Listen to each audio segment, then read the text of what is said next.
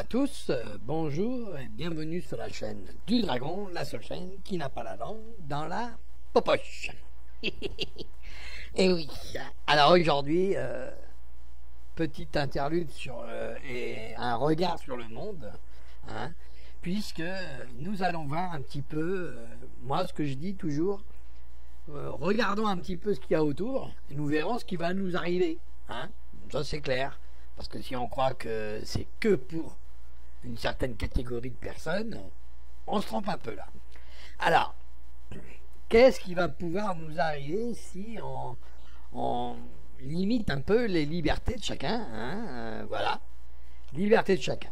Alors, là, la liberté, bah, bien sûr, on a la liberté de s'exprimer, la liberté de voyager, la liberté de dépenser notre argent comme nous le désirons, la liberté de partir en vacances si on a envie et de ne pas partir si on n'a pas envie. Quoique, cette liberté-là, je vous l'accorderai qu'elle est liée légèrement avec l'argent. Donc, est-ce que c'est vraiment une liberté que de partir en vacances ou de ne pas partir? J'en doute un peu. Celui qui en a, il part. Celui qui n'en a pas, il reste. Donc, liberté, quand il nous tient, quand il nous tient. Alors bien sûr, les gouvernements décident de nous faire de la sécurité. Mais pour ce faire, alors on nous fait avaler les couleuvres, hein, des serpents à longue queue, et on nous les fait avaler, mais alors à nous étouffer avec, hein, c'est clair. Alors, il y a des enfoirés qui nous font croire que si nous avons moins de liberté, nous pourrons mieux être en sécurité. Alors, ce qui est complètement faux, mais ce qui est complètement con aussi. Hein. Suffit de voir un petit peu les pays totalitaires et vous verrez. Alors, la liberté chez eux, ils n'en ont pas beaucoup. Mais est-ce qu'ils ont plus de sécurité? Ça, j'en doute. Ok?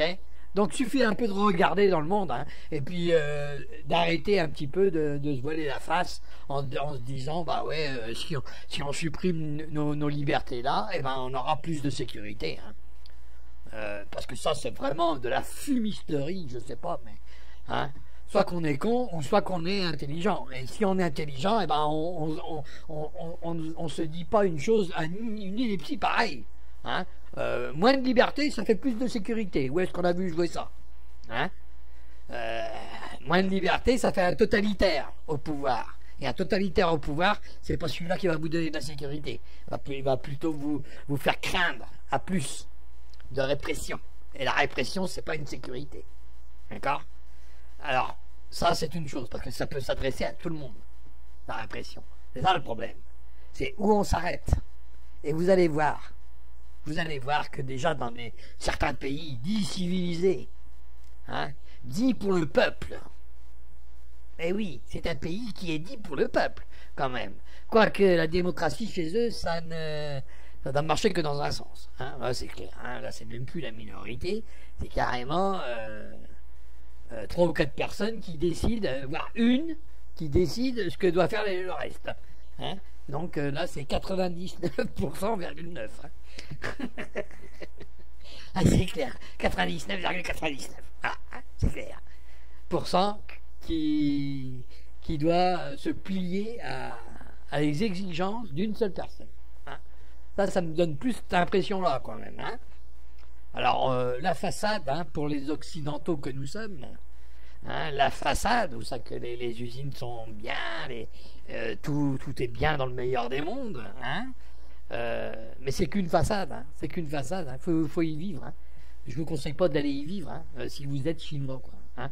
On a tous compris, on a tous entendu, là, chinois. Là. Ah, les Chinois, ils sont tous bien. Oui, bien sûr, oui. Je vais vous montrer des Chinois qui respirent la santé. Je vais vous montrer des Chinois qui ont la joie et la bonne humeur. Ah oui, oui. Alors, bien sûr, c'est de vieilles photos, mais ce sont des photos quand même qui vont crescendo dans l'actualité. Ah oui, oui. Bon, hein. Vous allez voir aussi un petit reportage de BFM TV. Une fois n'est pas coutume, BFM TV qui, lui aussi, en est indigné. Et le reportage, il n'est pas vieux. Hein.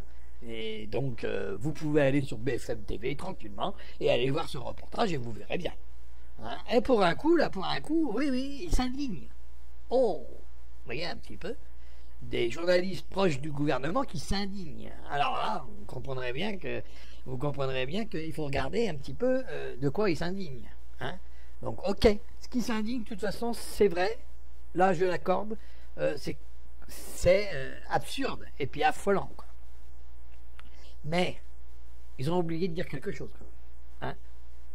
Ce qui serait bien, c'est qu'ils le disent tout entier. Alors, je sais pas, j'ai peut-être pas vu le reportage tout entier, hein, parce que j'ai vu qu'une partie, peut-être. Mais toujours est-il que ça serait bien d'avoir tout le reportage, et non pas qu'une partie. Hein, parce que quand j'ai tapé la chaîne sur surveillance, je n'ai eu que ce reportage-là. Donc, je m'en vais vous montrer les dérives, mais complets. Hein. Complets. Alors, bien sûr, la petite émission, je l'ai prise, je l'ai mis dans ma vidéo. Hein. Alors, je ne sais point si ça va pas être censuré à cause des droits d'auteur. Enfin, vous comprenez bien que c'est juste pour étayer, hein. C'est pas pour prendre leur boulot. Oh, les pauvres, on a pris leur travail. Non, c'est pour montrer aux gens. Hein. Voilà les dérives. Hein, ce n'est pas pour prendre le travail, mais on a à foutre leur travail. Je ne demande pas à être payé de toute façon, et je ne demande aucun rond. Alors ça, c'est clair. Hein, sauf une petite participation pour que je puisse continuer. Parce qu'il faut des programmes, certains programmes. Et là, il me manque un programme, par exemple, que je ne peux point acheter. Hein, mais un programme qui serait intéressant pour faire du son. Voilà.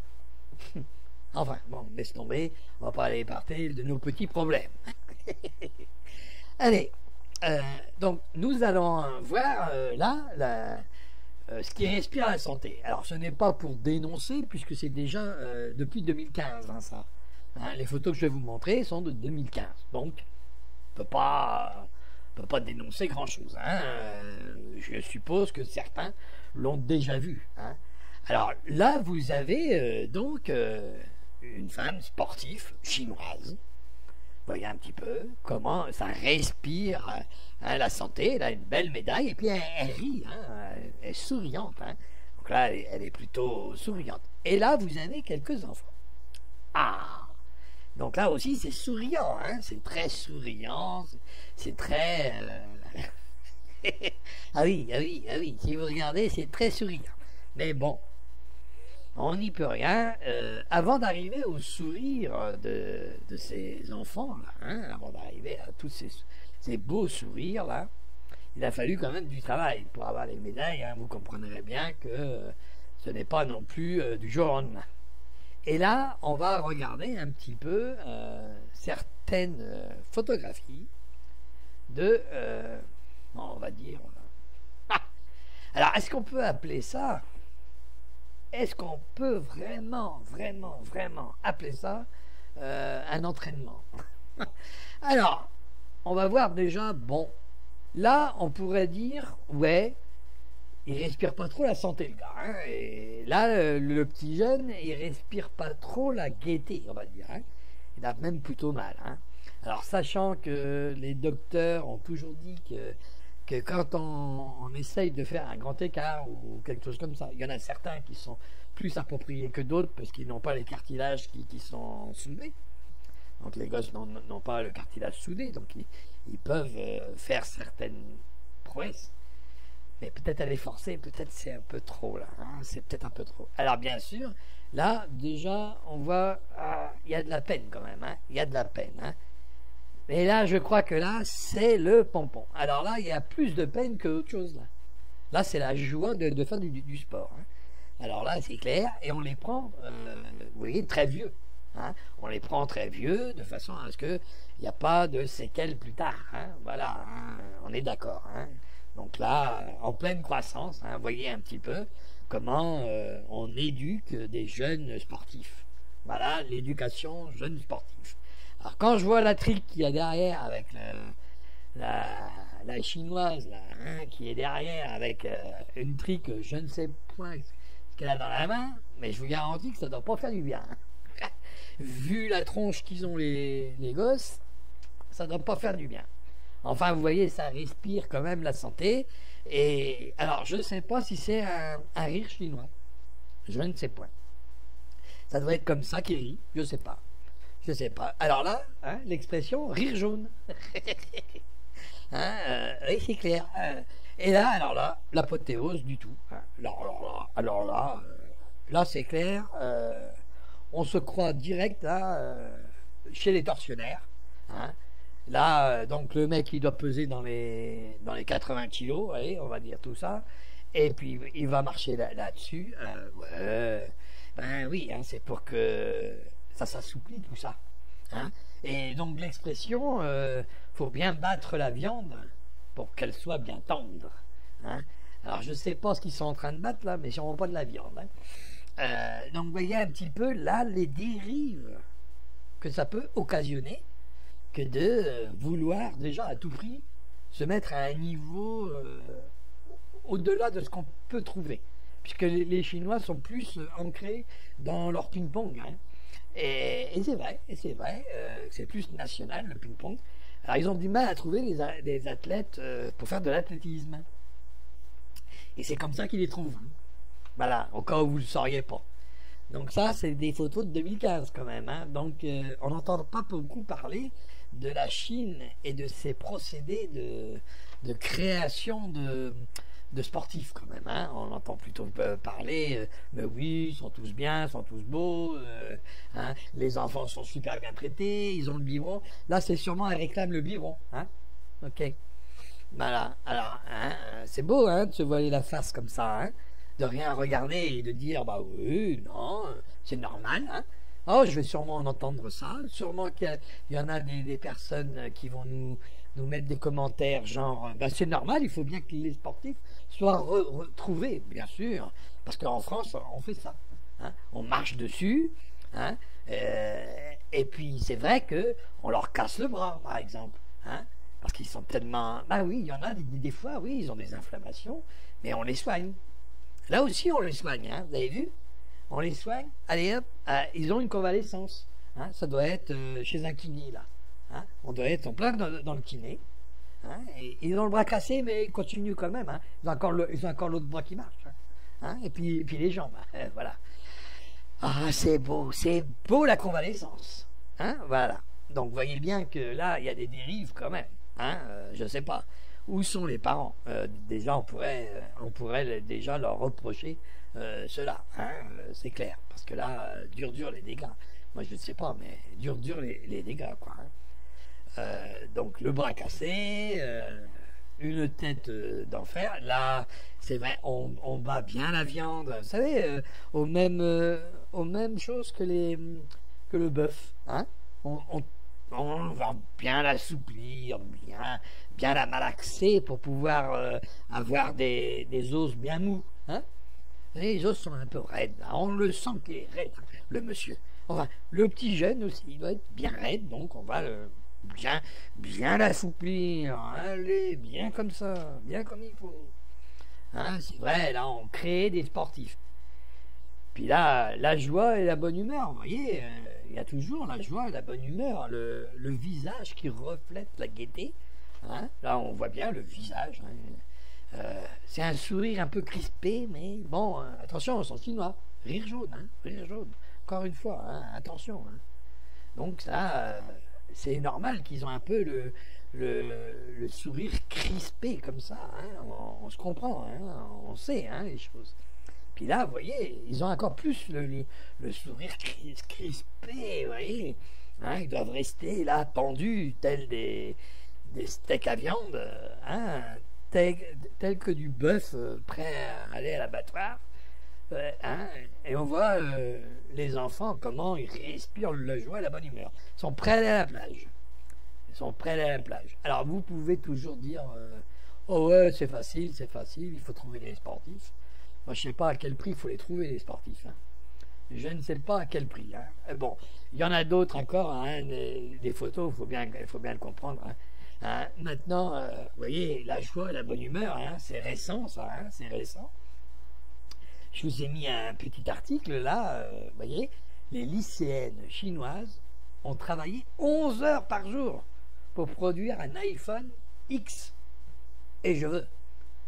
Ah, vous pourrez. Alors, je vous ai pas mis l'article, je vous ai pas fait l'article. Hein, suffit de mettre sur pause, puis vous lisez en bas. Hein, vous lisez en bas. Je vous mets certains. Voilà, je vous mets tout l'article. Suffit de faire sur pause, hein, puis vous le lisez tranquillement. Hein, vous verrez comment c'est beau de travailler en Chine et d'être chinoise. Et là, c'est des étudiantes quand même, hein, des lycéennes, que on fait travailler 11 heures. Et puis, bien sûr, on se défend en disant, bah ouais, ils ont travaillé, hein, c'est eux qui voulaient. Hein. Bon, allez, t'as qu'à lire, vous verrez. Hein. Oh, c'est beau. Moi, je vous dis que c'est beau. Hein. C'est beau. Hein. C'est presque de leur faute. Hein. C'est presque de leur faute, mais c'est clair. Donc, vous voyez bien, là, on est parti sur la recherche de sportifs. La recherche de sportifs, elle est bizarre quand même, et puis elle est assez torsionnaire quand même. Hein. Vous l'avouerez. Vous l'avouerez que c'est pas la joie et la bonne humeur. Hein. C'est pas comme en France. Si on regarde un groupe de sportifs français, hein, voilà, et là, ça respire déjà la santé. Hein. On est d'accord. Il y a déjà de la joie et de la bonne humeur. Hein. Ok. Donc vous voyez bien, et là, ils ont la joie de faire du sport. Ils n'ont pas la joie d'être pris pour des sacs à viande. Hein. Là, c'est clair. Là, alors, avant d'arriver à ça, où ça que tout le monde rit, tout le monde a la belle médaille, il a fallu passer. Hein. Moi, j'aurais été le comité des Jeux Olympiques, vu ce qu'ils ont traversé, ces jeunes, je leur aurais donné une médaille à chacun. Hein. Rien que pour avoir suivi les entraînements déjà. Hein. Là, c'est clair. Hein. Parce que là, c'est même plus des entraînements. Hein. Alors, et qu'est-ce qu'ils deviennent après?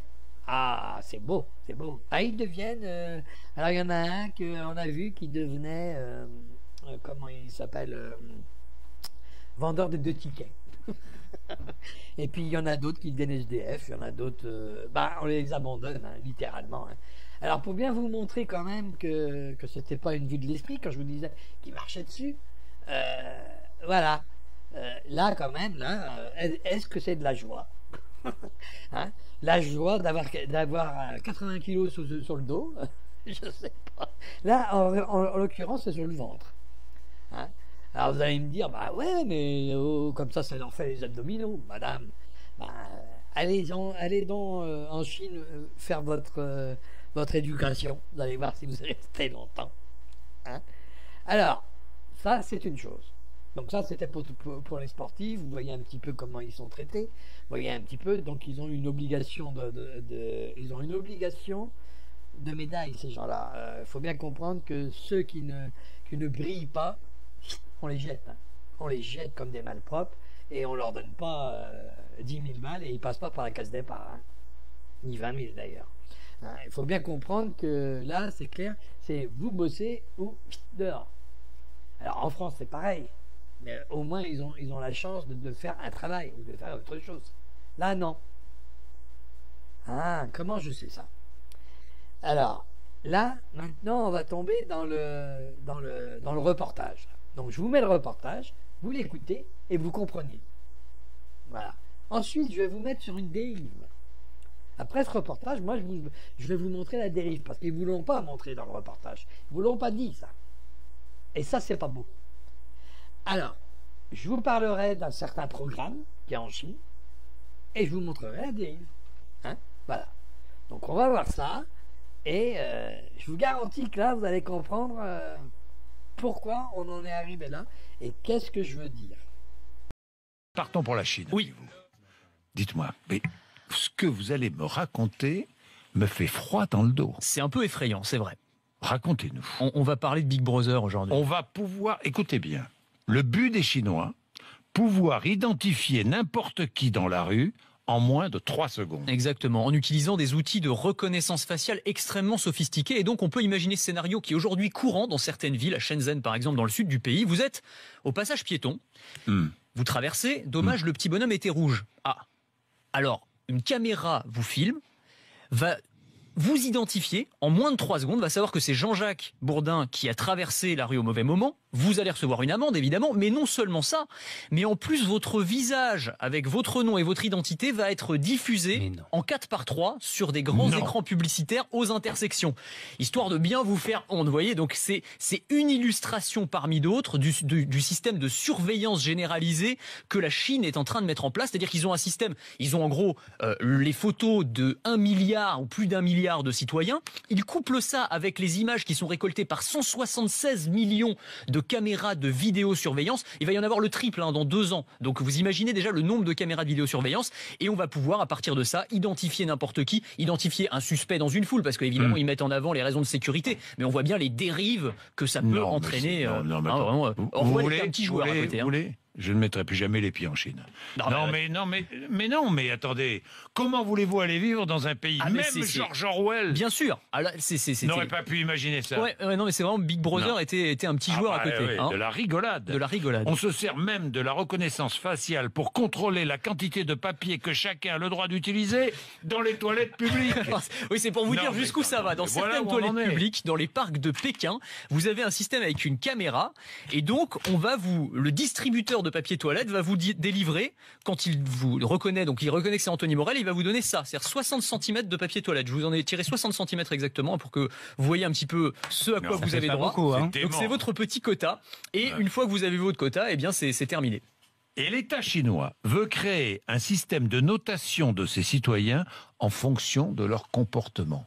Alors ça, c'est assez dingue. C'est la dernière brique, mais alors c'est peut-être la plus folle. C'est une sorte, un peu comme si vous aviez un permis à un point, mais qui régit l'ensemble de votre vie. Donc chaque citoyen va se voir attribuer une note entre 350 et 950, et cette note, elle va évoluer en fonction de tout un tas de critères. Alors ce que vous faites dans la vie réelle, par exemple, si vous avez bien payé vos impôts à temps, là vous avez une meilleure note. Si vous avez eu une amende de stationnement, la note va baisser un petit peu. Et puis, est-ce que vous faites sur Internet, ce que vous publiez sur les réseaux sociaux, si vous avez des mauvaises fréquentations sur les réseaux sociaux, là votre note va baisser. Et même ce que vous achetez, par exemple, si vous achetez souvent des couches, bon, vous êtes un parent, donc plutôt responsable, donc votre note, elle augmente. En revanche, si vous achetez plein de jeux vidéo, c'est que vous êtes un peu immature, vous êtes insouciant, donc votre note, elle baisse. Et cette note, elle va avoir un impact sur plein de choses. C'est-à-dire que si vous avez une bonne note, vous allez avoir des prêts plus facilement, vous allez pouvoir louer une voiture sans caution. Et bien si vous avez une mauvaise note, vos enfants pourront pas s'inscrire dans la bonne école, et vous raterez sûrement la promotion que vous deviez avoir au boulot. Non, c'est effrayant ce que vous nous dites. Voilà, à l'horizon 2000, je vais système de notation. Rester dans mes Cévennes. On n'est pas prêt de voir arriver des caméras, je vous le dis tout de suite. De vidéosurveillance. Les caméras, on va les dégommer. Rapide. Il ne va pas rester bien longtemps, je vous le dis tout de suite. Mais enfin, c'est invraisemblable. C'est dingue, ça, non, mais... Bon. Alors, pour le coup, là, je lui donne entièrement raison. On va les dégommer, les caméras. Là, c'est très clair. Vous avez vu ça? On les dégomme. Pour le coup, il a raison. Là, je vous le dis tout de suite. Vous avez vu un peu les dérives, là, les dérives potentielles. Mais c'est incroyable. Vous vous rendez bien compte de ça. Et puis, c'est pas un pays où ça, il y a 2 habitants. Donc, 3 secondes, les enfants. 3 secondes pour chercher, pour trouver. Et vous vous rendez compte? Alors, il y en a certains fadas de sécurité ou moutons ou dit, moi j'appelle ça plutôt des brebis galeuses, plutôt que des moutons. Les moutons, ils ont un berger et le mouton reconnaît son berger. Par contre, les brebis galeuses, ils mangent à tous les râteliers. Alors, comme c'est Macron qui est au pouvoir, je pense que les brebis galeuses sont assujetties à Macron. Et automatiquement, ils vont vous dire, mais oui, mais c'est pour la sécurité. Rappelez-vous une de mes vidéos où je parle de la sécurité et de la liberté. Alors bien sûr que la sécurité et la liberté, ça, c'est 2 mots qui ont la même terminaison, mais qui n'ont pas le même sens, et en plus qui s'opposent. Puisque, rappelez-vous ce qu'a dit Benjamin Franklin, une société prête à sacrifier un peu de liberté contre un peu de sécurité, vous voyez les terminaisons là, ne mérite ni l'une ni l'autre. Et là, il y a la même terminaison et le même mot. hein, et finit par perdre les deux. Basta.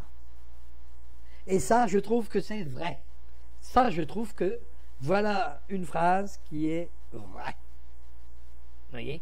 Parce que si on sacrifie cette sacro-sainte liberté pour juste avoir de la sécurité, mais un semblant, hein, vous verrez que vous perdrez les deux. Il n'y aura pas de souci. Hein, il n'y aura pas de souci. Ça arrivera. Alors, je vous montre ça. Bien sûr, je vous ai montré ça parce que voilà les dérives. Les dérives qu'il peut avoir même en France, à force de mettre des caméras un peu partout. Et ça deviendrait un... je peux vous dire qu'en France, on a des lois qui interdisent pour les lois à la vie privée, machin et tout. Mais en Europe, pour l'instant, on n'a pas de loi.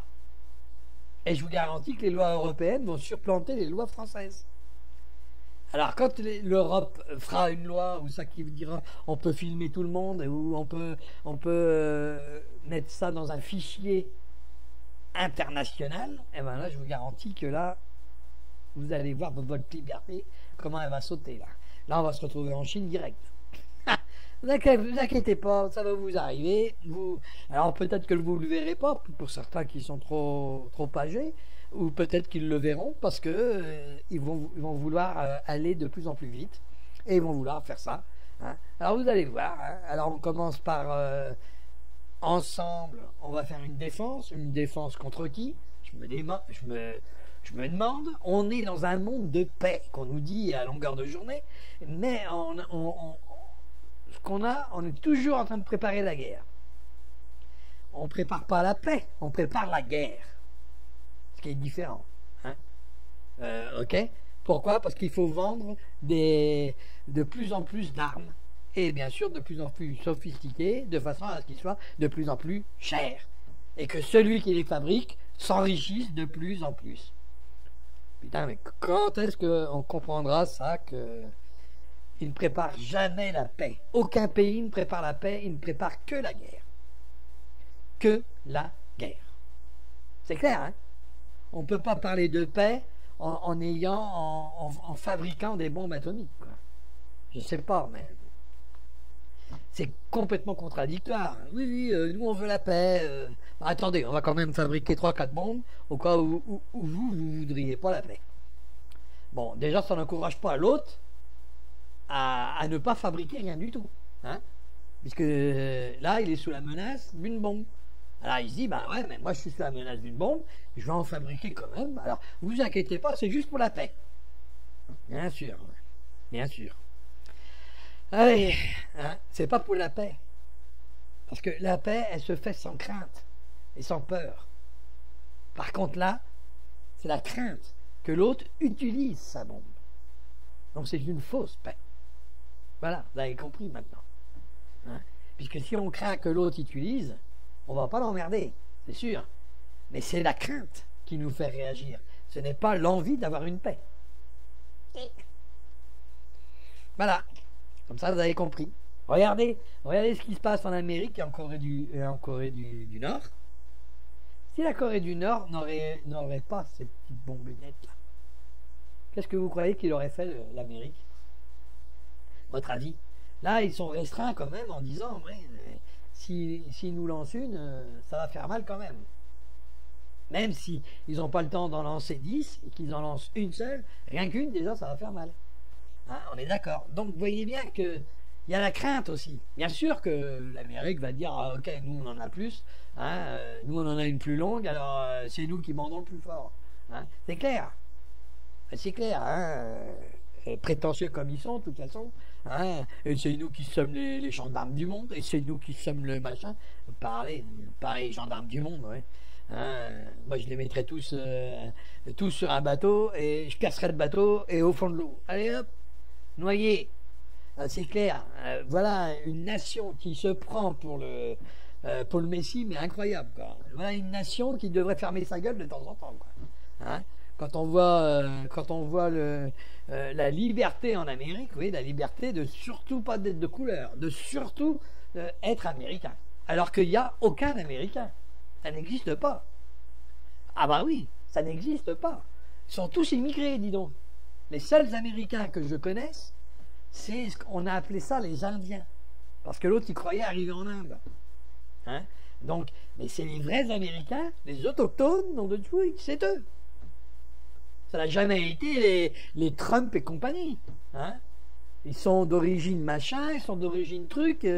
Attendez, il y a même des origines françaises, des origines anglaises, de Terre-Neuve, de ce que vous voulez. Hein? Même des origines canadiennes.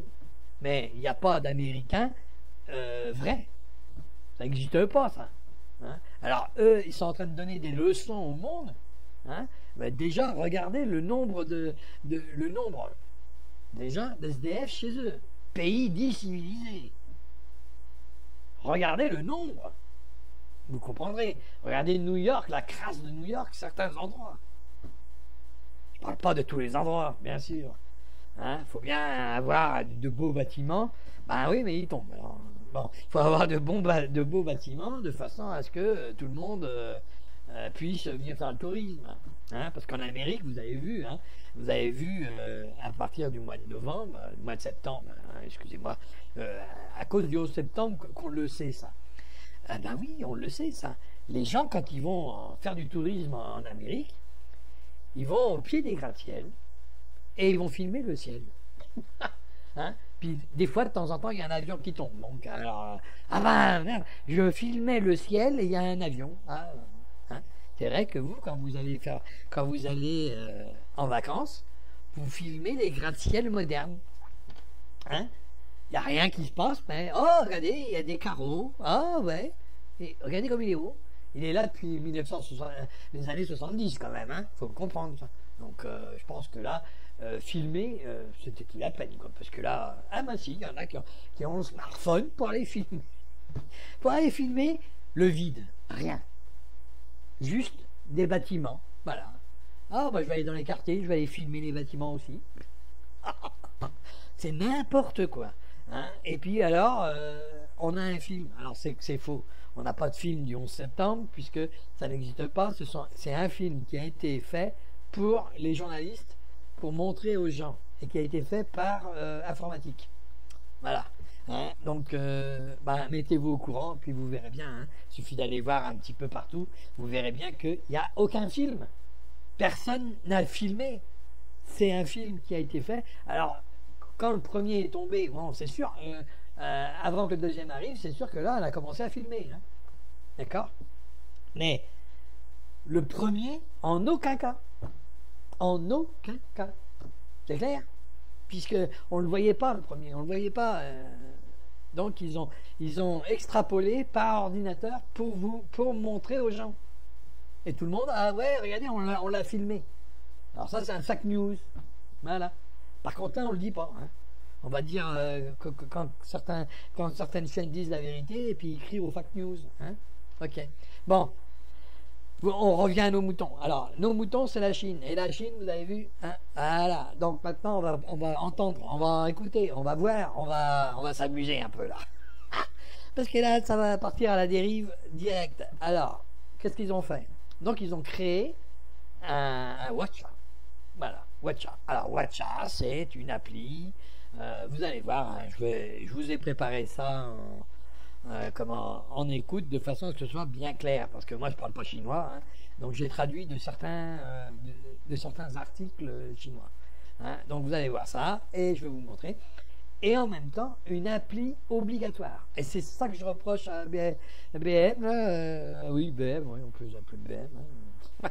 TV, on va l'oublier. Alors, BFM. Hein? Donc, c'est ça que je reproche, c'est que j'ai pas trouvé l'application qu'ils ont créée obligatoire. Ah ouais, une application obligatoire. Alors, je vous laisse écouter et bon, on arrivera vers la fin. Alors, n'oubliez pas ce que Benjamin Franklin a dit. Hein. Vous voyez déjà là, le reportage, déjà, il vous parle pas. Ah, il vous parle quand même. Hein. Ah oui, je pensais bien ça. Donc, vous allez voir maintenant l'application plus une application obligatoire. Propriété du géant Tense, cette application offre tous les services possibles et est en train de s'imposer comme la seule qui survivra dans les smartphones chinois. Avec Wecha, la Chine invente l'app à tout faire. Imaginez une seule et même appli qui permettrait, depuis votre smartphone, de réserver un billet d'avion, ou les services d'une femme de ménage, de commander un sandwich livré directement au bureau, de payer une course de taxi ou un ticket de métro, d'organiser une réunion de travail avec vos clients, de chatter en permanence avec vos amis ou votre grand-mère. Utopique? Pas en Chine, pas pour les 846 millions d'utilisateurs de Wecha. Son fondateur, le géant chinois Tencent, est en train d'enfermer dans cette super app plus de la moitié de la population du pays. L'objectif à terme? Pousser les Chinois à supprimer toutes les autres applis encombrant leur téléphone portable, pour qu'ils n'utilisent plus que Wecha, du matin au soir. Lorsqu'elle arrive en Chine, en janvier 2011, Wecha est d'abord une simple application mobile de messagerie instantanée. Comme WhatsApp, l'une des rares applis américaines à ne pas être censurée en Chine, contrairement à Facebook, bloquée depuis 2009, ou à Instagram. Elle est gratuite et disponible sur la quasi-totalité des téléphones portables. Mais Wecha sort du lot avec ses mini-messages vocaux, que l'on enregistre en portant son smartphone près de la bouche, comme un talkie-walkie, ce qui évite de taper les caractères chinois. Grâce à cette trouvaille, entre autres, Wecha se répand comme une traînée de poudre. La jeune pousse mise aussi sur la viralité, et sa simplicité élémentaire. Une fois téléchargés, tous les membres du répertoire téléphonique déjà présents sur l'app apparaissent en un coup d'œil. Puis, comme sur Facebook, le nombre d'amis grossit au fil des nouvelles rencontres dans la vie. Enterrés à jamais, les SMS. Ringardisés, les cartes de visite. Très rapidement, toute la vie sociale et professionnelle s'organise via Wecha. 14 mois seulement après sa naissance, Wecha franchit en 2012 le cap des 100 millions d'utilisateurs. Année après année, la vague s'amplifie. Désormais, selon Tencent, plus d'un Chinois sur deux l'utilise. Historiquement présente dans les jeux vidéo en ligne, les réseaux sociaux et la messagerie instantanée pour PC, QQ, copie chinoise du bon vieux MSN Messenger, avait été son premier gros succès dans ce domaine, tant c'est l'une des 3 plus grosses sociétés du web chinois. À côté de ce mastodonte, né en 1998 à Shenzhen, à l'extrême sud de la Chine, se trouve en effet Alibaba, le champion du commerce et du paiement en ligne avec Alipay, et le moteur de recherche Baidu, qui mise à présent sur l'intelligence artificielle, et la voiture autonome sans conducteur. Tant de cerveaux disponibles avec Wecha, Tencent voulait en fait préparer le virage de l'Internet mobile, qu'il avait loupé avec QQ, tombé en désuétude après l'arrivée des smartphones. C'est ainsi que Wecha apparaît. De ses origines il y a pile 6 ans jusqu'à aujourd'hui, Wecha a toujours été une start-up au sein de l'empire de Mao Teng, cofondateur et actuel PDG de Tencent, 3e fortune de Chine selon Forbes. Ils se sont développés à l'extérieur du siège, dans un endroit physiquement à part. L'équipe a carte blanche pour expérimenter et penser comme une start-up. C'est pourquoi Wecha répond si vite aux tendances du marché. Les gens en raffolent, résume Shi Tseng, analyste chez HSBC à Hong Kong en charge du suivi de Tencent. Sachant désormais que le nombre des utilisateurs n'augmentera jamais aussi vite que par le passé, Tencent fait tout dorénavant pour que les Chinois déjà accros à sa plateforme y passent chaque jour plus de temps. Pourtant, Wecha est déjà roi dans le captage du temps de cerveau disponible. 50% de ses fans y passent 1h30 par jour, selon les derniers chiffres officiels, ce qui en fait la première app de Chine, toutes catégories confondues. Le nombre d'utilisateurs étant en train de plafonner, cela crée désormais des besoins de croissance horizontale, explique toutefois Thomas Graziani, un polytechnicien qui a fondé à Pékin la société Wecha, une PME qui aide les entreprises étrangères à ouvrir des Wecha Stores sur l'app. Wecha a gagné tous les utilisateurs qu'elle pouvait attirer grâce à ses propres campagnes marketing. Les futures marges de progression dépendent à présent du développement des infrastructures télécom et de la 4G dans les campagnes chinoises, dit-il. Pour croître horizontalement, justement, Wecha a lancé début janvier ses mini-programmes, dans un grand mouvement stratégique confirmant la volonté de Tencent de transformer son bébé en un écosystème à part, potentiel rival des écosystèmes mondiaux de Google d'Apple. Avec ces mini-programmes, des pages web conçues pour l'ère du smartphone, plus besoin de télécharger les applications natives, plus grosses en termes de taille et servant juste de temps en temps, Wecha, le couteau suisse de l'Internet mobile, est censé tout faire. Renforcer le côté collant. Wecha veut devenir un magasin tout en ne pouvant satisfaire tous les besoins quotidiens de ses utilisateurs, écrit Elinor Leung, l'analyste qui couvre Tencent chez CLSA, société de courtage basée à Hong Kong. L'objectif, dit-elle dans un récent rapport, est que les Chinois n'aient plus aucune raison de quitter la plateforme. De cette façon, on reste dans l'univers Wecha du matin au soir. C'est la stratégie du Club Med, pourquoi aller ailleurs quand tout est sur la plage? Ironise Arthur Amon-Gojal, ex-directeur Asie-Pacifique chez IP Label, une société présente depuis 2007 à Shanghai, qui analyse la performance des applications mobiles et des sites web. Les mini-programmes vont renforcer le côté collant de Ocha, sa stickiness, confirme de son côté Zhongguang Xiang, professeur de marketing à SEB, la grande école de commerce de Shanghai. Avec toutes ces données, Ocha va pouvoir analyser encore plus finement les habitudes des consommateurs chinois. Pourtant, clairement, l'activité la plus importante à l'avenir, c'est le Big Data. En 6 ans, la super app de Tencent s'est déjà beaucoup enrichie, avec de nouvelles fonctionnalités. Une non avouée, ne jamais laisser la main à un possible challenger.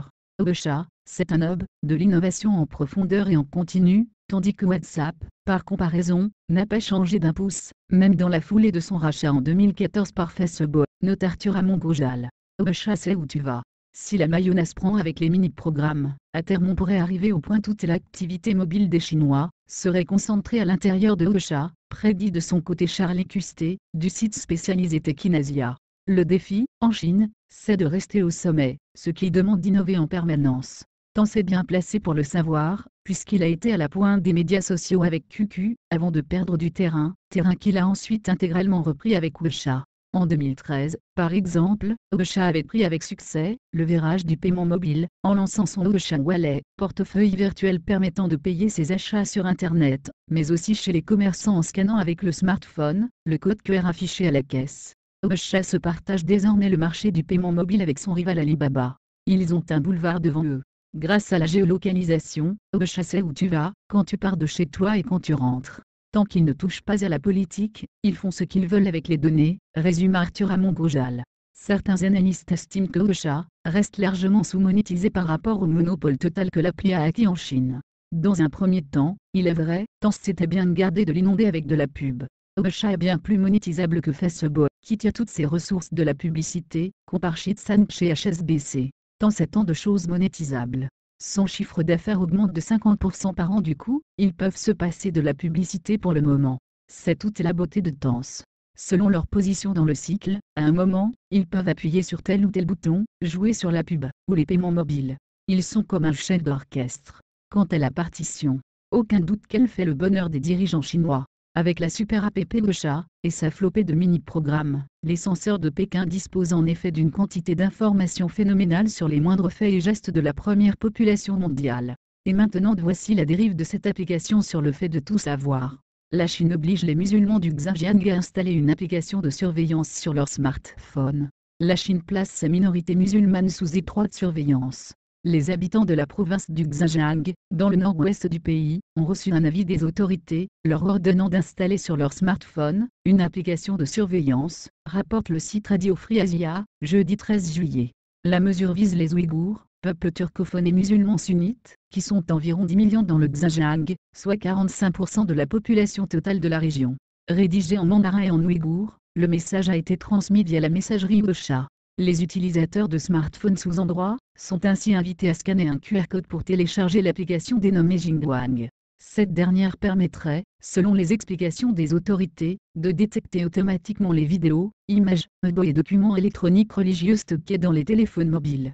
La surveillance de masse des musulmans du Xinjiang. Des mesures de vérification seront menées afin de s'assurer que chaque téléphone en soit équipé. Dans le cas des contenus jugés illégaux seraient repérés, les utilisateurs concernés devront les supprimer. Quant à ceux qui refuseraient délibérément d'installer Jingguang, ils seront placés en détention pendant 10 jours, font savoir des internautes. Sur les réseaux sociaux, certains soulignent d'ailleurs qu'une autre application, permettant aux utilisateurs de signaler des comportements suspects aux autorités, avait été mise en place en avril dernier par la police d'Urumqi, la capitale du Xinjiang. Concrètement, Jingguang scanne l'empreinte numérique des fichiers présents sur le téléphone, et les fait correspondre avec la base de données du gouvernement, qui répertorie tous les contenus relevant de l'apologie du terrorisme. L'appli collecte également en les identifiant Weibo et Ocha, ainsi que le numéro IMEI du téléphone, les données de la carte SIM et des connexions Wi-Fi. Une intrusion dans la vie privée. Cette initiative ne fait que resserrer les taux qui pèsent sur la minorité musulmane. En mars et avril dernier, le gouvernement avait interdit le port de la burqa, de la barbe et des prénoms islamiques. Les autorités chinoises vont devoir s'expliquer sur cette application, et sur ce qu'elle est capable de faire, affirme Amassable Maya Yang, chercheur pour Human Rights Watch. Si les autorités ont la responsabilité de protéger la sécurité publique, en combattant notamment le terrorisme, une telle collecte des données personnelles des citoyens lambda est une forme de surveillance de masse, et une intrusion dans la vie privée. Je crois qu'il y a bien une raison de s'inquiéter sur les données que ces applis peuvent collecter à propos des utilisateurs et de leurs activités, sans qu'ils ne le sachent ni en consentent, déclare de son côté Joshua Rosansway, analyste chez Amnesty International. Depuis des décennies, les Ouïghours sont réprimés et contraints au silence sous couvert de lutte antiterroriste. Le gouvernement du Xinjiang a placé des espions partout, voisins, collègues de travail, délégués de classe. Les autorités ont des gens de confiance dans chaque rue. Les mosquées sont surveillées à l'entrée et... Donc là, on a fini d'entendre un petit peu cet article. Hein. Donc vous avez vu un peu l'appui, les musulmans, bien sûr. Alors, je suis pas en train de défendre les musulmans, mais voilà. Si un jour c'est les musulmans, demain ça sera quoi? Ça sera qui? Puisque on pourra comme ça faire plein de choses. Et puis dire, tiens, pourquoi pas, c'est parce qu'ils pensent comme ça, donc on va faire une application pour ceux qui pensent comme ça. On va faire une application pour les partis politiques aussi. On va faire une application pour dénoncer les catholiques, les protestants, les bouddhistes. Vous voyez, attention, ça peut dériver sur n'importe quoi. C'est pas forcément vrai que c'est que pour les musulmans. Il faut bien stigmatiser. Mais rappelez-vous ce qui a été fait pendant la Deuxième Guerre mondiale.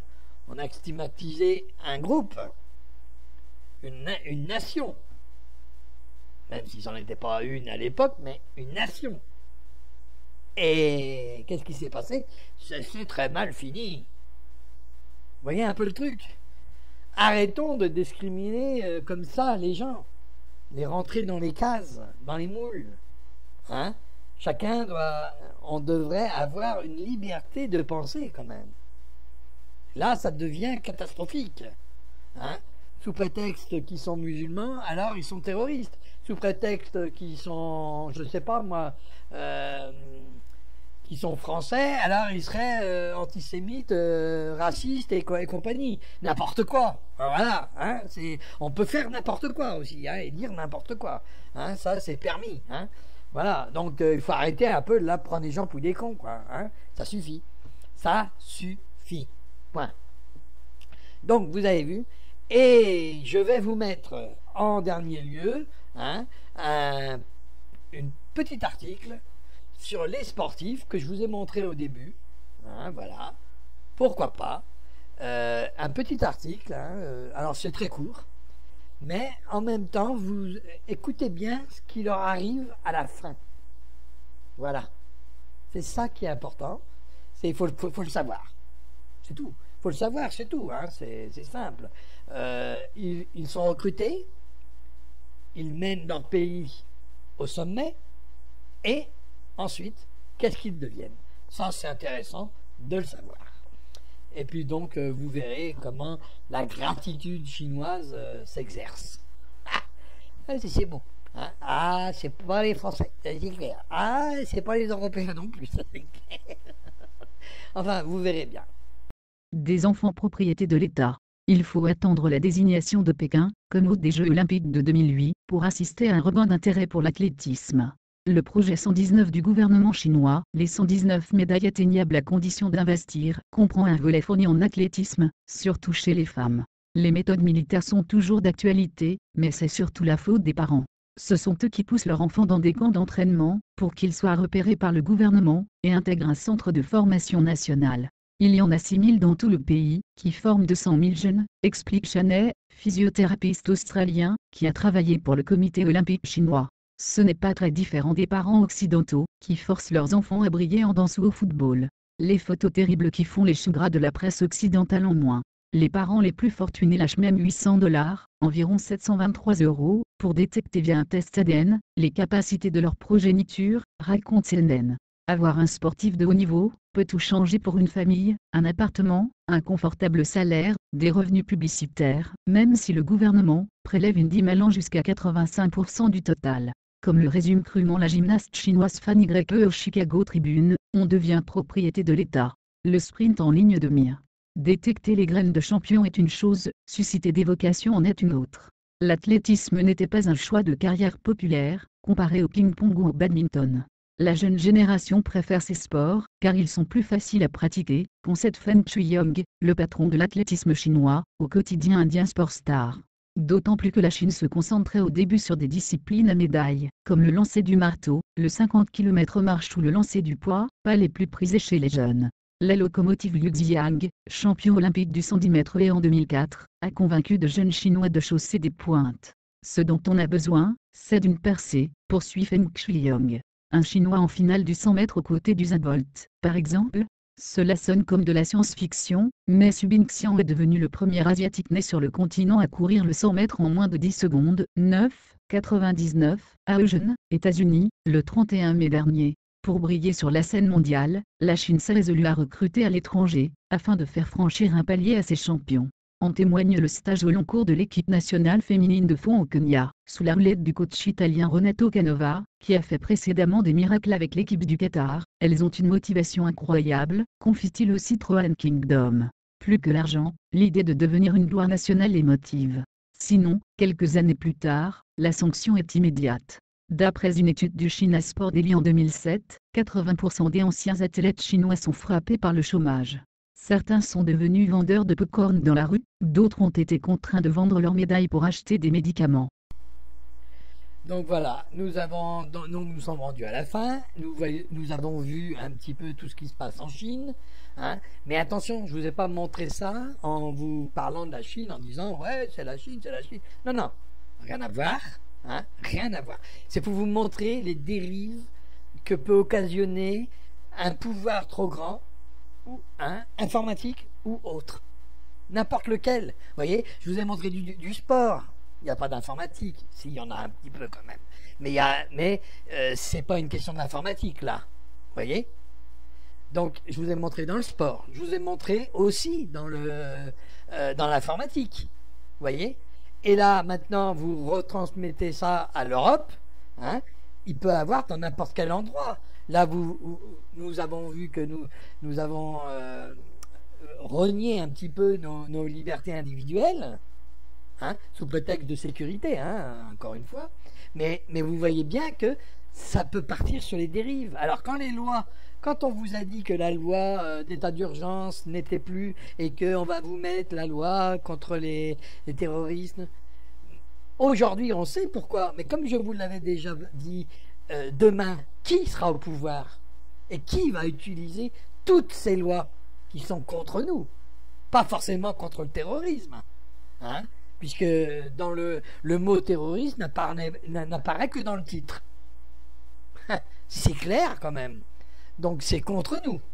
Donc, alors, celui qui sera au pouvoir demain, dans 10 ans, dans 15 ans, dans 20 ans même, qu'est-ce qu'il va en faire de ces lois? Parce qu'ils sont toujours là. Donc on prépare un sale avenir à nos gosses. Ouais, on prépare un sale avenir. C'est clair. Parce qu'on est en train de faire des lois qu'on ne sait même pas qui va les utiliser dans le futur. Il devrait avoir un temps où les lois ne s'appliquent plus. Surtout ces lois de restriction. Hein? Et on devrait les renégocier ou les en refaire à un certain temps. Hein, par exemple, le temps du mandat de celui qui les a émis. Voilà. Surtout sur des lois qui touchent la Constitution et qui touchent les droits à la personne. Ça, c'est clair. Et on devrait pouvoir, à chaque fois, avoir une loi de base et l'améliorer, bon, à chaque fois, à chaque président. Et quand le président il est parti, sa loi elle part avec lui et ça revient à la base, hein, c'est-à-dire les droits de l'homme et compagnie. Et comme ça, s'il n'y a pas lieu, si demain c'est la paix comme ils en parlent, comme des grands tarés là, hein, on entend toujours, mais l'avenir sera toujours plus rose et l'avenir sera toujours plus bleu. Alors pourquoi faire des lois que dans l'avenir il y aura que des restrictions, c'est débile, puisque ça devrait partir sur du rose, et partir sur du bleu, et partir sur une paix mondiale. Hein? Alors pourquoi faire des lois que dans l'avenir, ça va nous bloquer? C'est complètement débile. Hein? Et donc il devrait y avoir un temps où ça que la loi devrait s'arrêter. Enfin, ça c'est un autre sujet, c'est un débat qui serait très long, et donc on ne peut pas, dans la fin d'une vidéo, vous le faire. Donc c'est pour ça que je vous ai montré tout ça. Vous mettez un pouvoir dans les mains d'une personne, et voilà ce que ça donne. C'est clair? Alors maintenant, vous voyez le roi, à quoi il peut servir. Hein? Ben, moi, je donne une idée, hein, à faire de la viande hachée. C'est clair. Hein? Parce que là, chez nous, ça prend pas la sauce du roi. Hein? Chez nous, on n'est pas tellement royaliste. Hein? Alors, il faudrait peut-être que ça s'arrête. Et puis le Zeus et puis les machins, il faudrait que ça s'arrête aussi. Hein? Parce que nous, on n'est pas... est-ce qu'on ressemble à des Grecs? Est-ce que on a envie de faire de la mythologie? Non, pas tellement. Hein. J'ai pas envie, moi, de repasser dans le passé, de me retrouver à moitié à poil au bord de l'eau, hein, en train de faire les Jeux Olympiques. Hein. Là, c'est clair. Donc, il faudrait peut-être s'arrêter un petit peu avec la mythologie et puis avec les apparitions de Zeus et puis de compagnie, hein, et puis du royalisme. Mais quand vous voyez quand même que son parti, hein, est dirigé par un ministre, et que le ministre est dirigé lui-même par l'Élysée, vous comprenez que le parti, la démocratie, vous y repasserez. Hein. D'ailleurs, il y a beaucoup de gens qui sont partis de ce parti-là pour un manque de démocratie quand même. Faut le savoir, quoi. Hein. Donc j'espère que vous vous en souviendrez quand même. Vous n'allez pas me dire que vous allez prendre votre carte avec cette démocratie là qu'il y a. Alors là, elle me fait doucement rigoler, cette démocratie. Hein. Vous devez signer un papier comme quoi que vous acceptez ce qu'il dit. Hein. Oh, c'est Thibault Lavie. C'est Thibault Lavie, bah, je vous le dis. Hein. Hein. Un engagement envers la France. Alors ça, c'est des grands mots, hein. Mais c'est rien du tout. Hein. C'est exactement entre les lignes. Si vous lisez entre les lignes, ça veut dire ni plus ni moins ce que je dis, c'est paroles d'évangile. Tu fermes ta gueule et tu dis oui. Voilà ce que ça veut dire. Hein. Ni plus ni moins. J'ai mon projet, je fais ça. Enfin, est-ce que c'est son projet réel ou est-ce que c'est le projet des Rothschild ou des Bilderberg ou des Rockefeller ou des je ne sais qui. Hein. Là aussi, un vaste débat. Alors, là-dessus, je vous souhaite une bonne journée. Une vidéo, je pense, qui vous fera voir un petit peu la réalité, hein, puisque ça existe. C'est de nos jours et c'est maintenant. Et bien sûr, à bientôt sur une autre vidéo. Si ça vous a plu, un petit pouce. Ça vous a pas plu, un petit pouce en bas. Et puis abonnez-vous, hein, pourquoi pas. Allez, au revoir et bonne journée à tout le monde. Et bon soleil pour celui qui a le soleil. Moi, je l'ai, le soleil. Comme quoi, il ne peut pas toujours en Bretagne. Allez, au revoir à tout le monde. Ah oui, excusez-moi, je vous ai dit au revoir, mais je voulais vous signaler quand même qu'en France, l'informatique peut dériver aussi. Hein. Vous voyez, si vous croyez que c'est que en Chine, vous vous trompez. Regardez un petit peu ce qui s'est passé en France. On nous fait un algorithme là pour tout ce qui est finance. Donc, impôts, hein, pour les fraudeurs. Ah, les fraudeurs. Donc là, ça va être un ordinateur qui décide qui c'est qui fraude. Et oui, donc un nouveau fichier, sûrement. Hein. Et puis, bien sûr, on se donne même plus la peine d'avoir un homme qui vérifie. C'est un ordinateur qui va vérifier. Et après coup, sûrement, s'il se trompe un jour, après coup, ça va nous faire comme le fameux Sarko. Hein. Vous payez d'abord et vous vous plaignez après. Vous voyez? Alors là, je vois un peu le truc d'ici. Si c'est tout informatisé, la lettre qui arrive, vous avez fraudé, alors que c'est faux, par exemple, parce qu'il s'est trompé, parce qu'il y a eu autre chose. Et automatiquement, vous payez et après vous vous plaignez. Je le sens bien, le truc. Là. Je le sens bien pour bien emmerder le monde. Là, c'est clair. Alors, et j'en veux pour preuve, hein, encore une fois, les algorithmes. Hein, si vous vous rappelez un petit peu, si vous êtes un petit peu fan d'actualité, cette année, hein, c'est pas, il n'y a pas 10 ans, hein, c'est cette année, Google a traduit une phrase qui a été dite par un Palestinien en Palestine, hein, sûrement. Donc qui a traduit, mais par algorithme, puisque c'est un ordinateur qui l'a traduite. Hein. Vous savez bien que Google, c'est pas un mec derrière qui est en train de vous traduire ce que vous dites. Hein. Donc c'est l'informatique qui a traduit ça. Et le mec, il disait, je crois, bonjour, dans sa langue. Bon, il a fait une phrase. Et quand ça a été traduit comme tuez-les tous. Donc là, il s'est fait arrêter direct. Bon, quand les flics, ils ont vu que c'était pas du tout ça qui était écrit, hein, bon, parce qu'eux, ils savent traduire, parce qu'ils connaissent la langue, automatiquement, bon, il s'est fait libérer le même jour. Hein, c'est ce qu'ils disent. Hein, il s'est fait libérer le même jour, donc il n'y a pas de problème. Mais il s'est fait arrêter à cause d'un algorithme, à cause d'une traduction mauvaise. Et si vous regardez maintenant en France encore les banques, par exemple, les banques, qu'est-ce qu'ils font? Ils font des algorithmes, oui, des algorithmes sur les découverts. Eux, ils ont des découverts, c'est clair. Bon, si vous avez plus d'un mois de découvert, vous avez une lettre à la maison vous disant de rembourser, ce qui est tout à fait normal. Mais elle vient via l'ordinateur. Elle vient pas, c'est pas un mec qui est en train de lécher les enveloppes. Hein. Je vous le dis tout de suite, c'est envoyé directement par ordi. Donc, automatiquement, c'est automatique de toute façon, donc il n'y a personne. Et ils nous le font payer, 8 euros. Hein. Combien d'entre vous ont vu 50 euros d'agio et donc qui prenaient sur un découvert, puisqu'il n'y a pas d'argent, mais ils le prennent quand même. Hein. Alors ça, c'est complètement débile. Hein. Ça, c'est... Et en plus, c'est notre banquier, c'est notre compte, hein. C'est notre banquier, hein. C'est clair. Ils nous piquent le pognon, là, direct. Hein. 50 euros, nous disant que ça leur coûte du pognon, alors que c'est faux, puisque c'est informatisé, et refuser un chèque de 20 euros. Combien d'entre vous ont vu cet état de fait? C'est un état de fait. Hein, on est d'accord. Donc il faut arrêter un petit peu de tout se baser sur l'informatique, parce que l'informatique n'a pas d'âme, ne fait pas du social. Hein. Celui qui crée le programme, il s'en fout. Hein. L'ordinateur, lui, il s'en fout. Vous avez 1 centime, vous avez 10 000 euros de découvert, ça fera le même effet.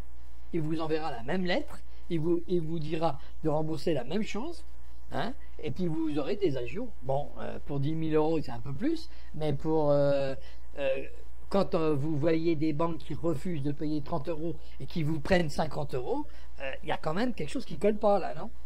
Il y a quelque chose qui est aberrant quand même. Hein? Ce serait pas mieux de rien nous prendre et de payer, et sachant qu'ils vont se faire rembourser par la paye, par X raisons. Hein. On fera toujours rembourser de toute façon. Mais là, ils nous empêchent de rembourser puisqu'ils nous prennent plus. Vous voyez, hein, certains ont eu des 100, des 200 euros d'agio en tout. Si vous comptez à l'année, vous allez voir que vous êtes rendu à des sommes astronomiques. Hein, et ça, c'est pour tout le banquier, alors qu'ils ont 0 frais. Oh, c'est Thibault la vie, moi je vous le dis. Hein. Alors là, on les voit après dans les restaurants pour faire les repas de fin d'année, eux. Hein. Eux, ils se privent pas. Hein. Vous pouvez y aller. Le restaurant, c'est pas la bicoque du coin, hein. Je vous le dis tout de suite. Hein. Bon, enfin, ça c'est un autre débat. Donc voilà, vous voyez les dérives informatiques, comment ça peut arriver et comment ça peut être possible. Voilà, donc là-dessus, je vous dis au revoir. C'est la fin de cette vidéo. Allez, au revoir.